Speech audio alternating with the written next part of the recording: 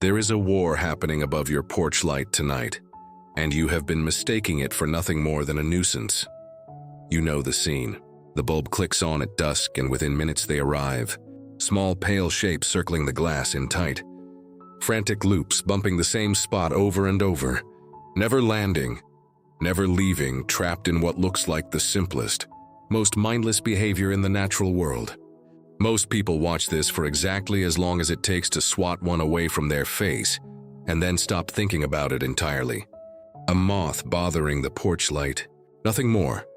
But what you are actually watching, when a moth circles your bulb at 11 o'clock at night, is a navigation system millions of years in the making, breaking down in real time. It is not attraction. It is not stupidity. It is a compass that has just been handed false coordinates. And the moth flying in tighter and tighter circles around your porch light is a creature that, only decades ago, on a night with no artificial light at all, would have been using that exact same instinct to fly in a perfectly straight line across an entire field, guided by the moon. Welcome back to Among Backyard Wilds. If you are new here, subscribe, because what you are about to learn will change the way you look at every small winged shape fluttering around your porch tonight. Today we are going into the night sky, into the sensory world of the moth, one of the most quietly sophisticated navigators in the animal kingdom, and one of the most overlooked casualties of a modern world. It was never built to survive. Stay until the end, because the last thing we cover is not about your porch at all. It is about a migration that happens every year, across an entire continent, using a compass so precise it is measured in fractions of a degree, and almost no one has ever heard of it. Chapter 1. The compass built for a world without electric light. To understand what is happening at your porch light, you first have to understand what a moth's eyes were built for. And it was not built for you. For the roughly 150 million years that moths have existed, the only reliable point of light in the night sky was the moon. Moths evolved a navigational strategy called transverse orientation, a technique that sounds complicated, but is actually elegant in its simplicity. Because the moon is so far away, its light reaches every point on Earth at essentially the same angle. A moth flying in a straight line can maintain that straight line simply by keeping the moon at a fixed angle relative to its own body. The same way a sailor once steered a ship by keeping the North Star at a constant position off the bow. Fly forward, keep the moon at say 30 degrees off your left wing, and you will travel in a straight line for miles. It costs almost nothing in terms of neural processing.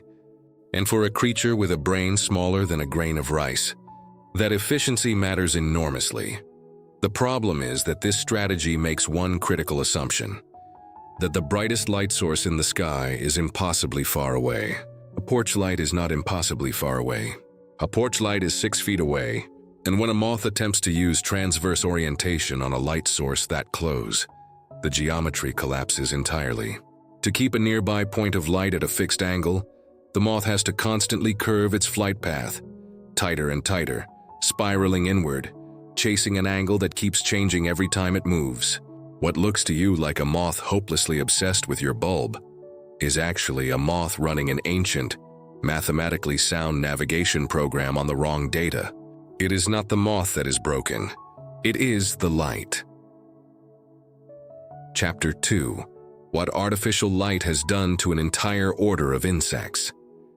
Once you understand the mechanism, the scale of the problem becomes difficult to ignore.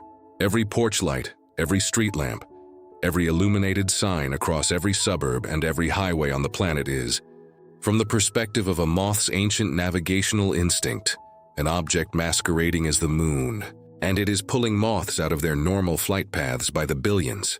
Every single night, researchers studying the phenomenon, sometimes called the vacuum cleaner effect, have found that moths caught in the gravitational pull of artificial light spend the entire night circling instead of feeding, mating, or laying eggs, the three activities that determine whether the species survives at all.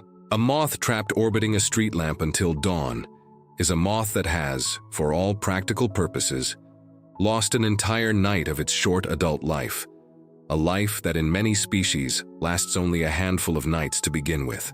Multiply that loss across the billions of artificial lights installed across the modern world. And researchers now describe light pollution as one of the most significant, least discussed pressures on global insect populations, a force operating quietly in the background of a decline in insect numbers that has alarmed entomologists for the past 2 decades. There is a further consequence that most people never consider. Moths are, overwhelmingly, one of the most important pollinators on Earth, and almost none of that pollination happens while a moth is trapped circling your porch light. The plants that depend on nighttime pollination, plants that quietly evolved alongside moths for millions of years, are losing their partners to a light bulb that did not exist a century ago. What looks like a small annoyance on your porch is, multiplied across the modern world, a disruption to an ecological relationship most people do not know exists. Chapter 3. The sonic war being fought in complete darkness above your head. Light is only half of the story.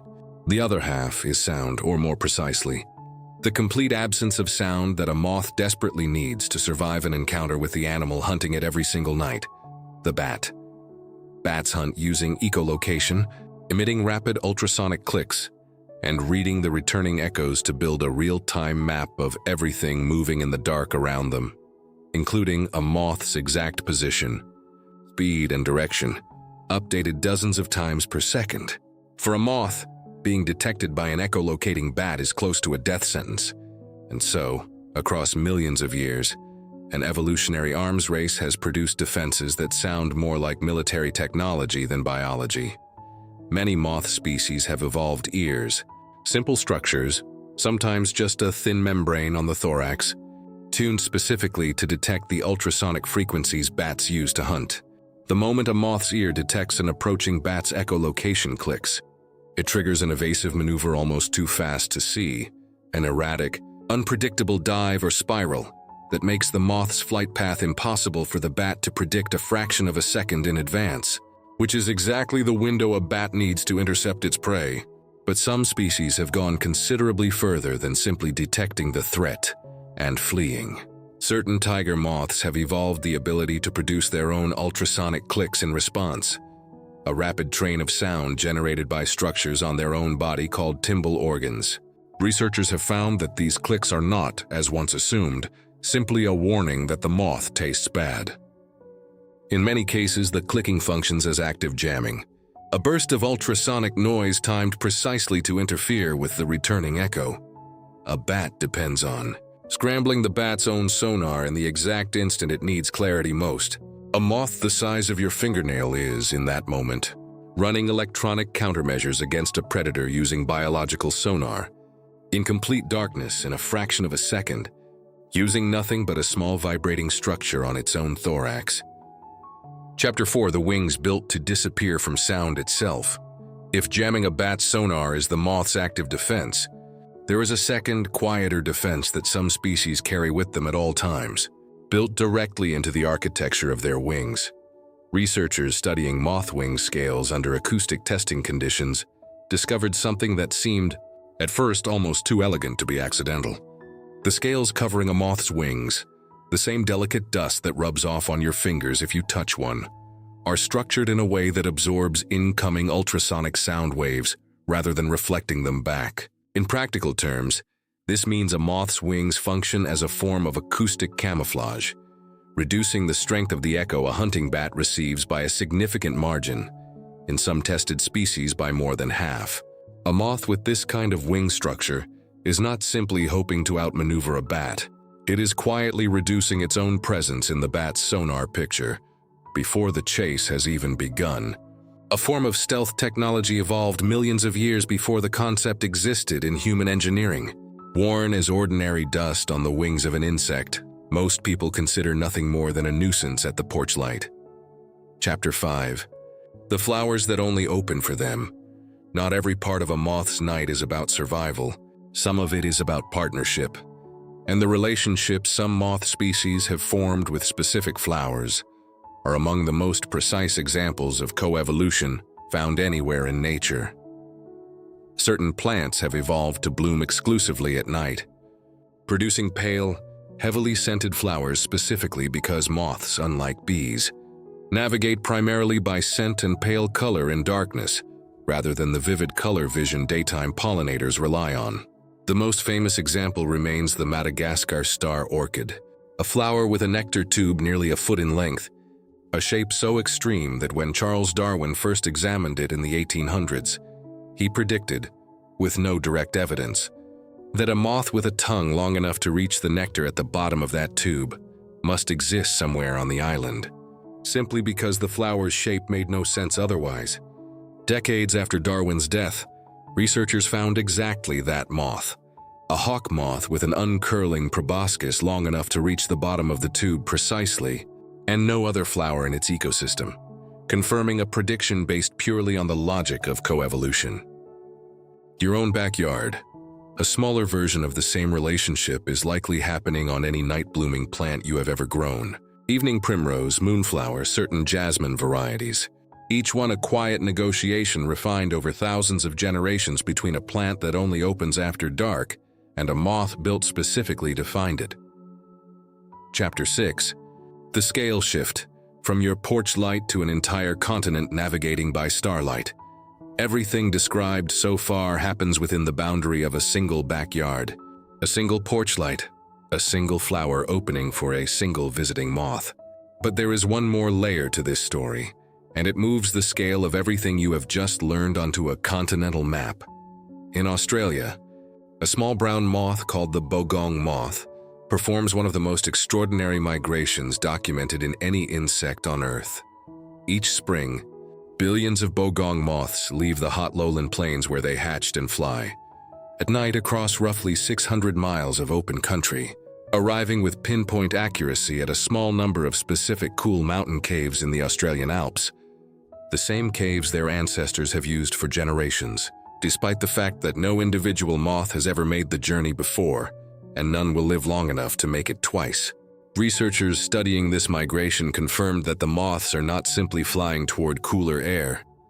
Using specially designed flight simulators, scientists demonstrated that bogong moths orient themselves using the Earth's magnetic field, in combination with visual landmarks on the horizon, a dual navigation system precise enough to guide a creature with a brain smaller than a grain of rice, across 600 miles of unfamiliar terrain to a destination it has never seen, arriving within the same narrow cave system used by the species for an estimated hundreds of thousands of years.